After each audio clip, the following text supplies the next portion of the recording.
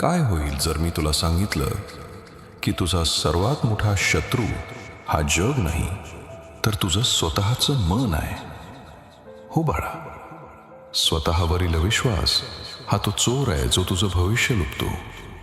भीती तुला मागे ओढते आणि संधी असूनही तू पुढे पाऊल टाकत नाहीस. आजूबाजूला असंख्य संधी आहेत, पण प्रत्येक पावलावर आपण स्वतःलाच विचारतो, मी खरंच पुरेसा आहे का?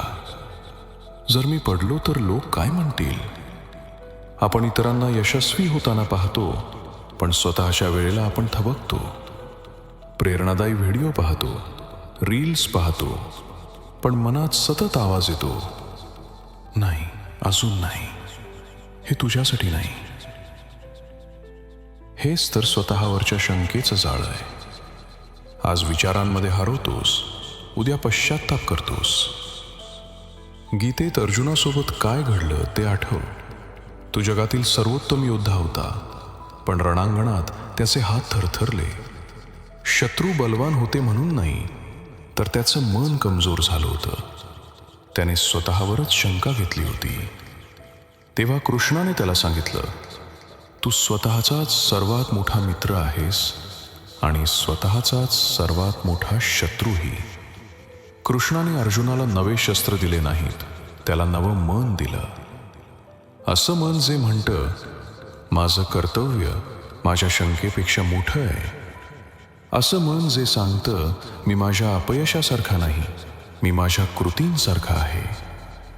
आज आपण प्रत्येक जण आपल्या रणांगणात उभे आहोत. कदाचित तुझं रणांगण कुरुक्षेत्र नसेल, पण तुझं रणांगण आहे.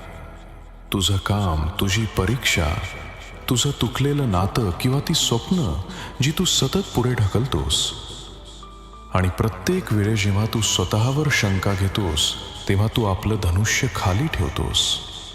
तुला वाटतं, मला जास्त आत्मविश्वासाची गरज आहे. पण स्वामी सांगतात, तुला आत्मविश्वास नाही, कृतीची गरज आहे. भीती कमी होते जेव्हा तू पाऊल टाकतोस. तुझ्या शंका विरघळतात जेव्हा तू तेच काम करतोस जे तू टाळत होतास. म्हणून पुढच्या वेळेस जेव्हा तुझं मन तुला विचारेल, जर मी पडलो तर, तेव्हा उत्तर दे, मी माझं कर्तव्य करीन, बाकीचं मी स्वामीवर सोपवीन.